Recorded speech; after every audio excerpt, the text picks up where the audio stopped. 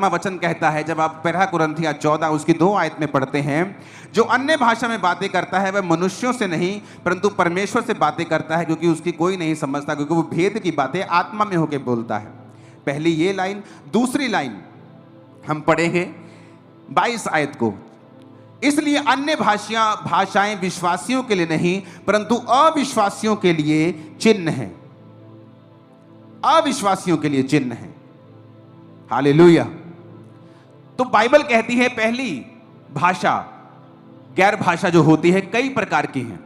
जैसे एक भाषा आप बोलते हैं जिस तरह पेंटिकोस्ट के दिन बोली गई थी,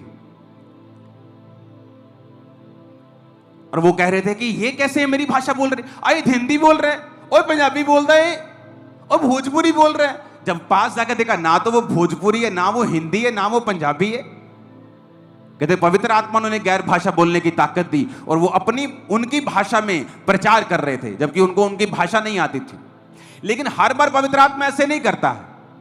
कई बार एक बंदा रात को उठ के बैठता है, बेचैन होता है, कहता मेरे को बेचैनी क्यों है, ना मैंने पाप किया ना मेरे कोई प्रॉब्लम है। वो गैर भाषा में प्रार्थना करता है। फोन व्हाट्सएप नहीं होते थे तब, और थोड़े दिन बाद उसका सगा भाई मिलता है और बोलता है कि फलानी रात को मेरे को हार्ट अटैक टाइप एक चीज हो गई थी, मैं मर गया था। कहता उसी रात को पवित्र आत्मा ने मुझे उठाकर गैर भाषा में प्रार्थना करने के लिए कहा था। कहता पर पता नहीं क्या मिरेकल हुआ, 3 घंटे बाद मैं जी उठा, मेरे को जान आ गई मेरे को। कहता 3 घंटे मैंने प्रार्थना की थी गैर भाषा में, और 3 घंटे के बाद मेरे मन में शांति आ गई और मुझे लगा अब मुझे सो जाना चाहिए। तो उसको तो नहीं मालूम कि मैं किसके लिए प्रार्थना कर रहा हूं। जिस तरह वचन कहता है जो गैर भाषा में बातें करता है वो प्रभु से बात करता है, भेद की बातें आत्मा में होकर बोलता है। ये वो गैर भाषा है कि आप नहीं जानते। अब गैर भाषा हो सकता है किसी पास्टर के लिए प्रार्थना कर रहे हो जो ग्रीस में बैठा है, जो इराक में बैठा है, उस पर अटैक होने वाला है, कोई उसके लिए प्रेयर नहीं कर रहा, लेकिन गैर भाषा में पवित्र आत्मा आपके मुंह से उस व्यक्ति के लिए प्रार्थना करवा रहा है। तो गैर भाषा जब आप बोलते हैं तो जरूरी नहीं आप किसी की भाषा ही बोल रहे होंगे। हो सकता है आप किसी के लिए प्रार्थना कर रहे हो, आप किसी देश के लिए प्रार्थना कर रहे हो, आप अपने परिवार के लिए जिस प्रार्थना को आप नहीं जानते कि मुझे ये विषय पे भी प्रार्थना करनी है।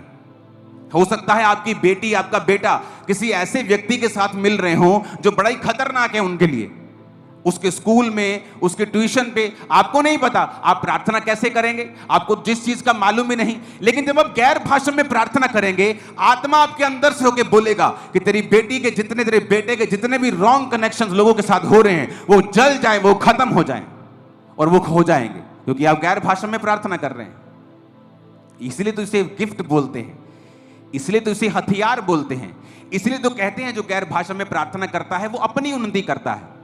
क्यों कहते हैं अपनी उन्नति करता है? क्योंकि जो बेटा तेरा बच गया, तेरी प्रार्थना से नहीं बचता था, क्यों? तुझे मालूम ही नहीं था कि इस विषय में प्रार्थना करनी है, तो बच गया, तेरी उन्नति हुई, तेरी फैमिली की। कल को वो नुकसान करता, पैसे का भी नुकसान होता, तेरे फाइनेंस की, आत्मा में नुकसान करता, आत्मिक उन्नति भी तेरी हुई, और परमेश्वर ने तुझसे बात भी की, पवित्र आत्मा ने तुझे इस्तेमाल भी किया। तो गैर भाषा इतनी जरूरी है कि हर बंदा इसको बोले। हालेलुया। हो सकता है आपके पास 10 शब्द हो, 12 शब्द हो, जो सिर्फ प्रभु की स्तुति करने के लिए परमेश्वर ने आपको दिए हो गैर भाषा में। आप बोलें, 12 के 120 हो जाएंगे, लेकिन बोलना तो शुरू करें। ऊंची आवाज में बोलो हालेलुया। तो पास्टर्स भी, आपको नहीं पता आपकी कलीसिया में क्या हो रहा है, कौन व्यक्ति आपके बारे में क्या सोच रहा है। तो गैर भाषा में जब आप प्रार्थना करेंगे तो